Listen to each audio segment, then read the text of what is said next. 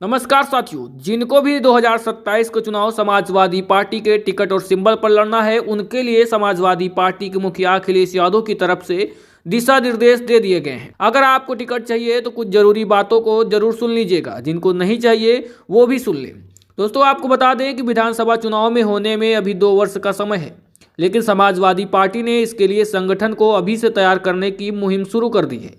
जहां एक और भारतीय जनता पार्टी मस्जिद मंदिर की खुदाई में लगी हुई है, तो वहीं समाजवादी पार्टी अपने संगठन को मजबूत बनाने में लग गई है। चुनाव लड़ने के जो इच्छुक नेता होते हैं, उनको समाजवादी पार्टी की तरफ से निर्देश दिया गया है कि अगर टिकट चाहते हैं तो अभी से तैयारियों में जुट जाना होगा। पार्टी कार्यक्रमों में बढ़ चढ़कर हिस्सा लेना होगा ताकि सक्रियता के आधार पर टिकट वितरण हो सके।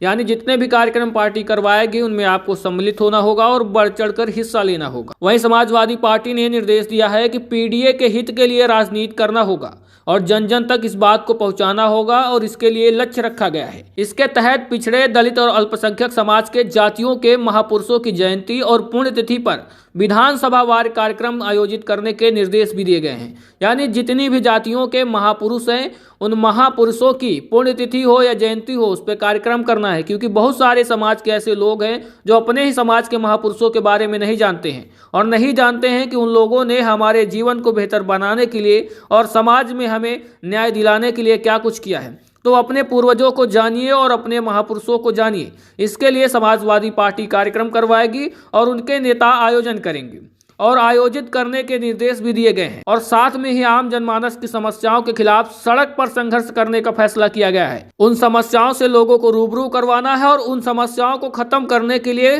लोगों के साथ में जुटकर मेहनत भी करना है। यानी कुल मिलाकर आपको जनता के बीच में रहना है, तभी समाजवादी पार्टी आपको टिकट देगी, जिसको भी चाहिए। और जो भी टिकट के दावेदार हैं, उनसे कहा गया है कि वो अपने क्षेत्र में आम मतदाताओं के सुख दुख में शामिल हो।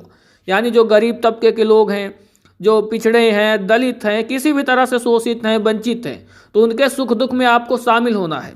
सुख में दुख में जो सहयोग हो वो संभव सहयोग करें और वहाँ पर अपनी उपस्थिति दे पहुँचें, क्योंकि बहुत सारे नेता हैं जो सिर्फ कार्यालय में अपना काम करते हैं। तो कार्यालय से अब काम नहीं चलने वाला है, अब जनता के बीच में आपको दौड़ना पड़ेगा, तभी समाजवादी पार्टी आपको टिकट देगी।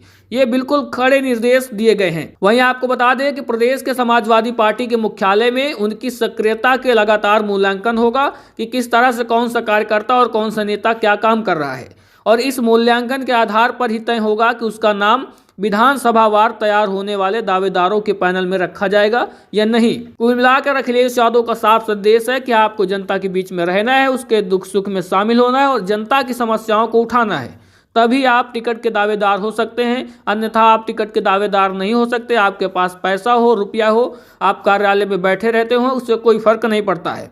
जनता के बीच में आपकी पकड़ है और जनता आपको पहचानती है, तभी आप टिकट पा सकते हैं। तो दोस्तों, अखिलेश यादव के इस कदम के बारे में आप क्या कुछ कहेंगे, कमेंट बॉक्स में बताइएगा। और जानकारी अच्छी लगी है तो चैनल को सब्सक्राइब करके वीडियो को भी लाइक शेयर जरूर कर दीजिएगा।